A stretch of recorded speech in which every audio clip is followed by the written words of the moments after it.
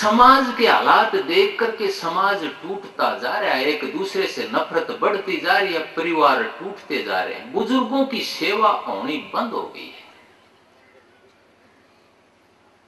बुजुर्गों की इज्जत होनी बंद हो गई है। और अगर घर में शांति नहीं है, घर में प्यार प्रेम नहीं है, तो शर्म मीत के साथ मित्रता हो सकती है? ये आप ही बताओ।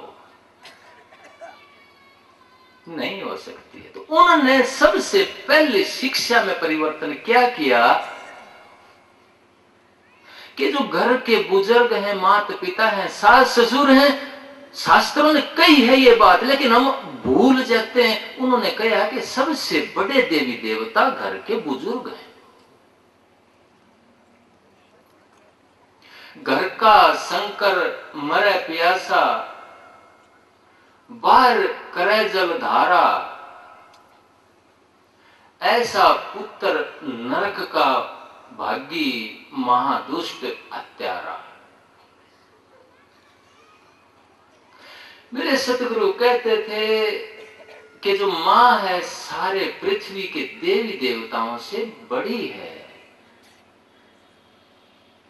जो पिता है वो आसमान के सारे देवताओं से बड़ा है। ये आपके शास्त्र भी कहते हैं, जगह जगह आती है चीज। आप पत्रे खुलवाते हैं,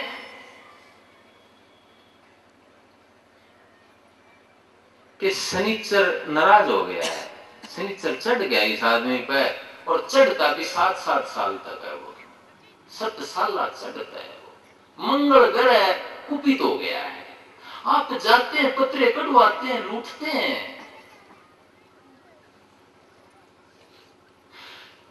शास्त्र में साफ तौर पर विधान है, अगर शनि को खुश करना है तो माँ बाप की सेवा कीजिए, आप अपने आप खुश हो जाएगा। राम की सेवा कीजिए, हनुमान को खुश होना पड़ेगा।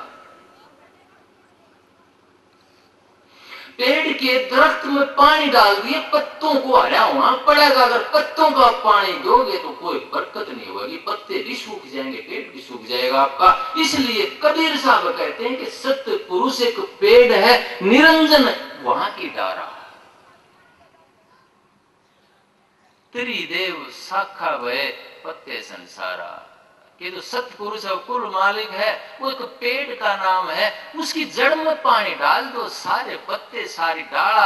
और त्रिदेवा 3 शाखा बोली गई है उस पेड़ की, ब्रह्मा विष्णु महेश, उस पेड़ की, सतपुरुष के पेड़ की शाखा है। इन सारी चीजों को अपने आप हरा भरा होना पड़ेगा, मैं कहता हूं। इसलिए जो राधा स्वामी पंथ में शिक्षा दी जाती है, वो जड़ में पानी डालने वाली दी जाती है।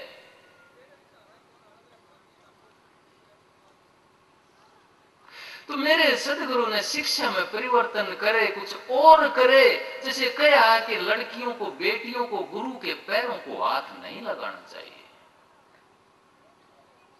क्यों नहीं लगाना चाहिए? खूब पैर दबवाते हैं गुरु तो लड़कियों से, बहनों से। उनके सदगुरु ने उनसे नेम ले लिया था। क्यों ले लिया था? उन्होंने एक सवाल करा उनसे कि ताराचंद, क्या कोई अपनी बहन से पैरों को हाथ लगवा सकता है? कि नहीं जी। क्या कोई बेटा अपनी मां से पैरों को हाथ लगवा सकता है? कि नहीं जी। फिर ये बता कि क्या कोई पिता अपनी बेटी से पैरों को हाथ लगवा सकता है? कि जी नहीं। कि औरत या बहन हो सकती है, मां हो सकती है, या बेटी के बराबर बेटी हो सकती है। अब किस से पैरों के हाथ लगवाया तो पाप के, नरक के भागी बन जाएगा तो उसी दिन। ये हिंदू धर्म की मैं शिक्षा को पक्की करता हूं।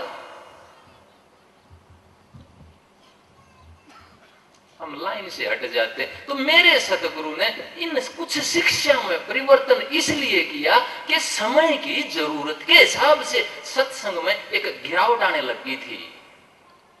माओं की, बहनों की इज्जत ताक पर लगने लगी थी। घरों में बुजुर्गों की बेइज्जती होने लगी थी।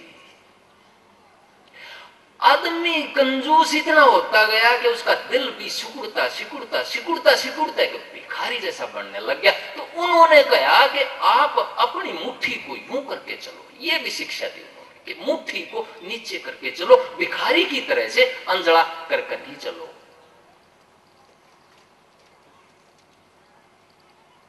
तो कहां से शुरुआत करी? उन्होंने कहा कि आपके घर में अगर एक मण नाज होता है, एक मण बाजरा होता है, तो एक मुट्ठी बाजरा तो काट सकते हो आप, चिड़ियों के लिए, काबरों के लिए, पक्षियों के लिए।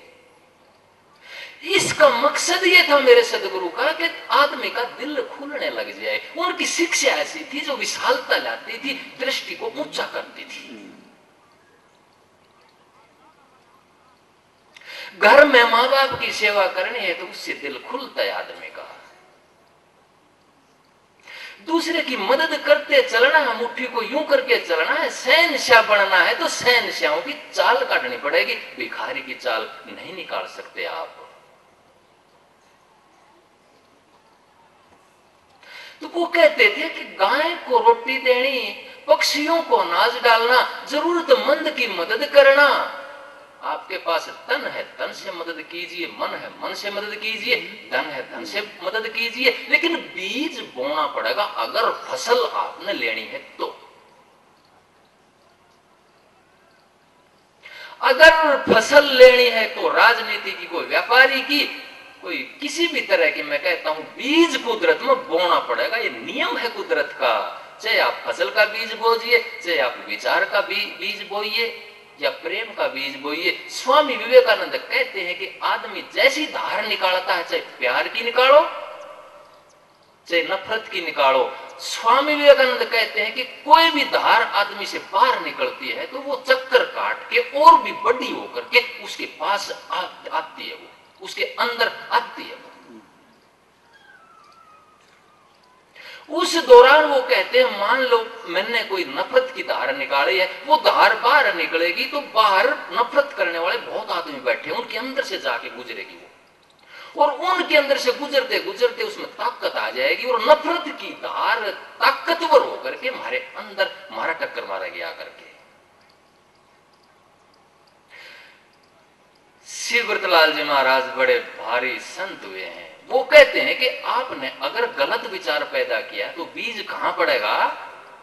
हमारे अंदर तो पैदा हुई है ना वो चीज, वो बीज हमारे अंदर पड़ेगा। अगर प्यार का बीज अंदर में पैदा हुआ तो उसका सबसे पहला मजा, सबसे पहला आनंद, सबसे पहली खुशी, सबसे पहला सुख मेरे को तो मिलेगा।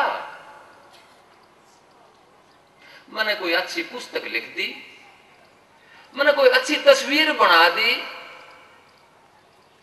तो पुस्तक लिखते लिखते जो सुख था, उसका आनंद था, सबसे पहले तो मन ने लूटा है ना। उस सुंदर तस्वीर को बनाते बनाते सबसे पहला आनंद, सबसे पहला सुख तो मन ने लूटा है ना। तो सबसे पहले मैं प्रभावित होऊंगा, उसके बाद आस पास में जो आपके माता पिता है, परिवार के सदस्य हैं, वो प्रभावित होंगे। तो शिवव्रतलाल जी महाराज कहते थे कि बीज हमारे अंतर में पड़ता है। आप आज जाकर के तजर्बा कर लेना, गांव से आए होंगे बहुत भाई, कि खेती और पशु भी प्यार मांगता है। घर में जाकर के लड़ाई लड़ लेना, मैं कहता हूं पशु में बरकत आ जाए तो मेरे पास आ जाना, मेरी मूंछ फाड़ देना एक तरफ की।